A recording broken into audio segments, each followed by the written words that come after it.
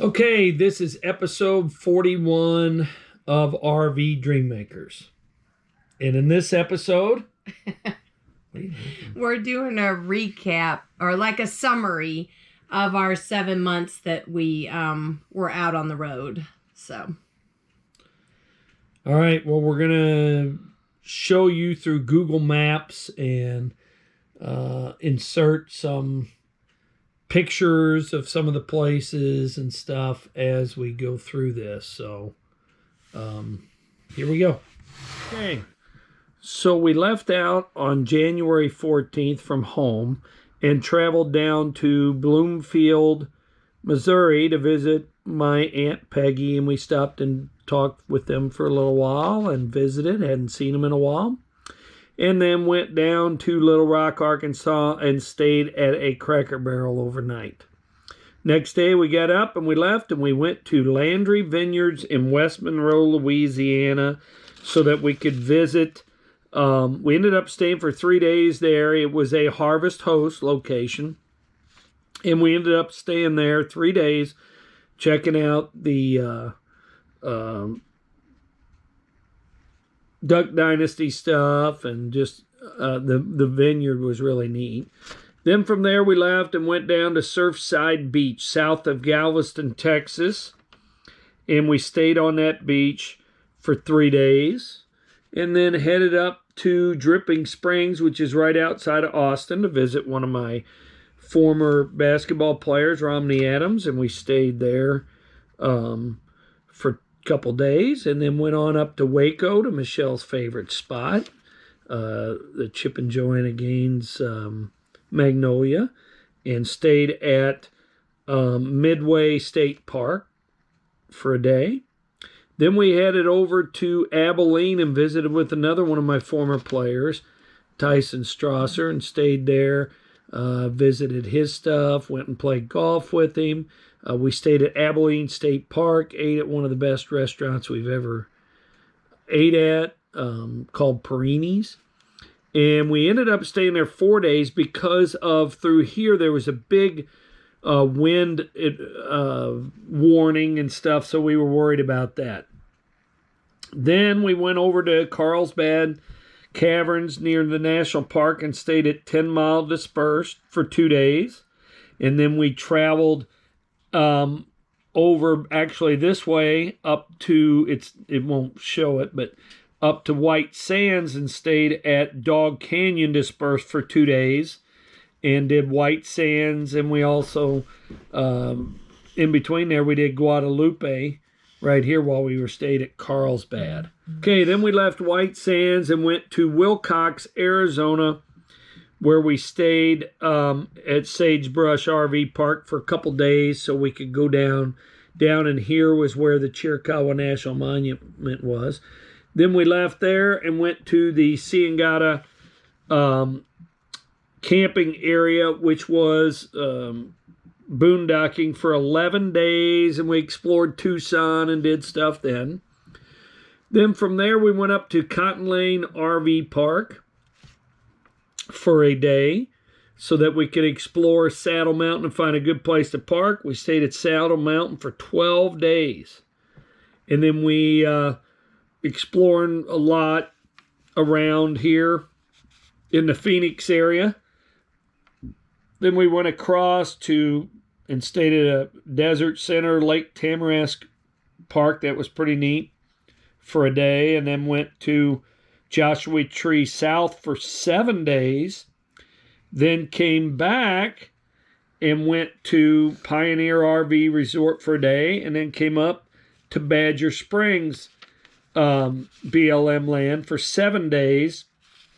It's when my brother flew out and we did a bunch of stuff together.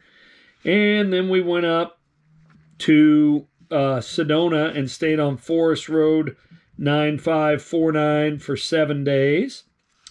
Then we left and went to our next destination. So then we left and went to Kingman, Arizona and stayed at RV Park for 1 night. Went to Craggy Wash outside of Lake Havasu, but then got run out by a ranger because we weren't parked in the right spot. So we went up to the Needle Mountain Road and stayed for a night. Which we didn't really like Craigie Wash anyway. Yeah, Craigie Wash was really, really crowded and just really, really bad crowded. It looked like homeless people lived there and stuff. Next time we go, we'll probably stay at Needle Mountain. That was really a nice place to stay. Very nice. Then we went up to outside of Vegas to Lovell Canyon and stayed there for 12 days because there's so much hiking around Vegas. It's really a great spot. And then we went into Vegas for 8 days at the Las Vegas RV Resort and then headed on over to the Alabama Hills and stayed there for 10 days exploring that area. What a neat area this whole area was. Then we went up to Pleasant Valley Pit Campground and stayed there one night. It was pretty crappy and reception and everything. And this couple that we had met, they ended up moving. They found the Horton Creek Campground, which was awesome. You know, it was asphalt. They had a dump station, water. We didn't have any electric or anything, but that wasn't a big deal.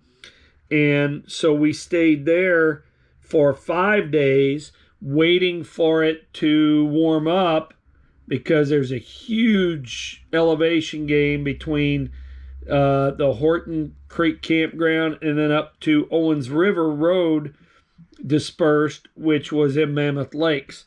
So we ended up staying at Owens River dispersed for 10 days. Mammoth Lakes is an incredible area. Okay, next we went from Owens River Road to Washoe Lake State Park. That was a nice little park we stayed at for 2 days and then went up to Bordertown Casino and RV Resort for 8 days while we explored Tahoe and Reno, and Devin flew into us and we had to pick him up. And then we went to across and stayed at a casino, Sheridan Heights in Trinidad. It was near Redwood National Park. We stayed there for 4 days. They let us stay there. Then we went up to Elk Valley Casino and stayed there for 2 days and explored Crescent City. And then we found an unbelievable place called Orman Ranch that was really neat right there in the same area for another 4 days. Then we drove up the coast here to Three Rivers Casino and stayed there for 2 nights and explored that area. There's always a lot of neat stuff to explore along the coast. Then we went up to the Blue Heron and stayed there for 2 days, was it? I'm missing that one, the Blue Heron. So we stayed there a couple days, and then we headed on up to, that was in Tillamook. Then we headed up to Nalem Bay State Park, another neat place. I mean, a lot of these places, it was amazing what we found. Stayed there for 2 days. Then we headed over to Kramer Vineyards, was another Harvest Host. We wanted to be close to Portland so we could run Devin in to the airport to come home. And so we stayed at Kramer Vineyards 1 day. Okay, and then we left Kramer Vineyards and went to Plum Hill Vineyards because we just dropped off Devin. And then from there we left. We sat one night and then went to the casino to stay one night and then on up to the Washington State Fair and RV Park, which we stayed at for a couple nights until Madison flew in. And then we went all the way this way up to the Forks Sold Duck Campground and stayed there for 3 nights. Then we left there and went all the way back down to the State Fairgrounds for 4 days till Madison went home. And then we left there and went up to Pioneer RV Park up in the North Cascades in Winthrop. Stayed there a day or two and then went to the Goat Creek Snow Park and stayed there for 4 days exploring the park. Came back to Pioneer for 1 day because it started getting hot. Then we left Pioneer and went to this address, which ended up being Northridge Farms. Northridge Farms at the Cooley Dam, and it was probably our best harvest host we'd stayed at. It was awesome. Then we left there after one night and went to Jim and Mary's RV park for a night. Then we went up to the Flathead County Fairgrounds on the west side of Glacier National Park. And when we stayed there for 4 days because we were trying to find a boondocking spot on the west side. We couldn't. It was too hot at the time. It was pretty warm. And we had to stay plugged in somewhere, and everything else was too expensive. And the Flathead County Fairgrounds were only $25 a night, and you could plug in. So we stayed there while we tried to figure out what we were going to do, and we ended up finding the Chewing Black Bones Campground on the east side. It was $25 a night with no hookups. I mean, you could reach and get water, and they had a dump station. And we stayed there for a month.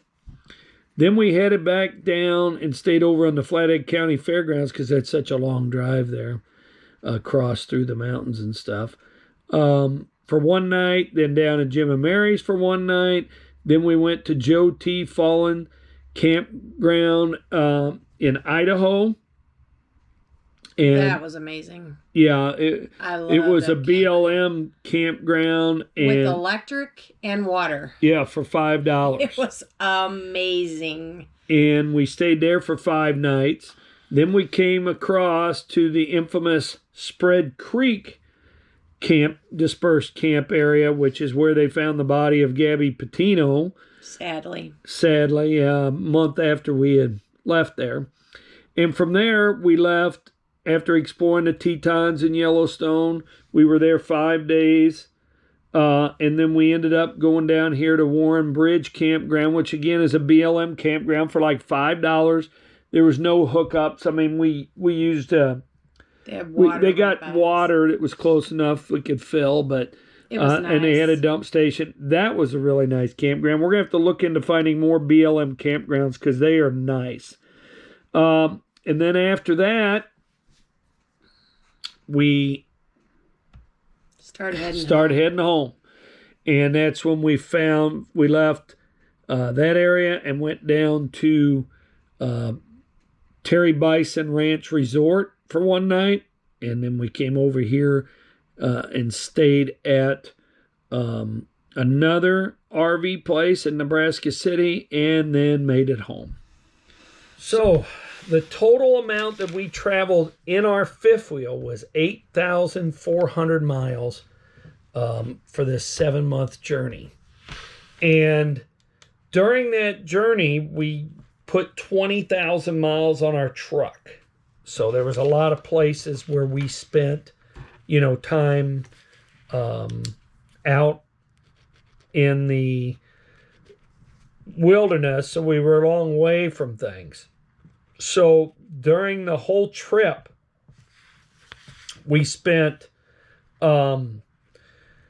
basically 25 locations were boondocking, are spots where we had no hookups for about 142 days. Then we had 19 campgrounds that we paid in that had hookups for 60 days. So we had 5 Harvest Host locations where we stayed 8 days. We did not renew our Harvest Host location, our spots, because we just aren't. I mean, you think about it, we were gone for 7 months and used it 5 times and spent more on, and one of these 5, we didn't even have to call it a Harvest Host because they let you stay there whether you're a Harvest Host or not. So basically we only stayed at 4 where we paid, and you don't pay for 6 days. Well, you don't pay, but they want you to buy stuff, and some have a minimum. Like some, it's a minimum of 2 bottles of wine. So you may spend $60 or $70 depending, and if you do the wine tasting, and we're just not that big into wine yet, so we just. And then if there was others, like when we did the the Blue Heron, that was really awesome. But that's the one that you can stay at and not be a Harvest Toast. The Northridge Farm at Cooley Dam, that was amazing too. Yeah, but we just figured we could find a campground for the price that we're spending on, buying the bottles of wine, which we like staying at their spots. Like the first one we stayed at was amazing. Well, and the other thing is, we're changing the way we're doing things next year. We're not going to be gone that long, and we know where we're going, and we know a lot of where we're staying most of the time, and it's basically going to be on BLM, or I don't know if we even would use Harvest Host, and it's $100 a year on top of this. I mean, we could join at any time if we but we're not going to be gone as long to where it really is worth it, we think. Well, it ends up being the same price as a campground, really. Yeah, I mean, you get a bottle of wine for it or whatever, but I mean, I don't know. We'll see how, if we really need it, and a lot of places we called, they couldn't accommodate us. We were too big. We were too big to get into their driveways or whatever, and some of the golf courses that I called were requiring paying green fees and paying stuff. So I don't know. It was okay that we did it, but I mean it. Okay. All right, so we will stop it there for this week on the recap. Next week, we're going to go through the cost of how much the cost of all the campgrounds ended up costing us through the year, because a lot of people are always interested in that. We'll go into, like what the casinos required us to do. And really, we only had one of the 4 that we stayed at that actually made us go in and had to spend some money in the casino. Yeah, which Devin ended up winning money, so he was fine. Yeah. And then we'll go into our favorite boondocking spots, our favorite campgrounds, how many national parks we saw. Yeah, all our national parks or something. We'll see. It may take 2 videos for that. But that concludes this week. We hope you enjoyed this episode. Please like, share, and subscribe. And remember, God loves you, but only Jesus can save you. See ya.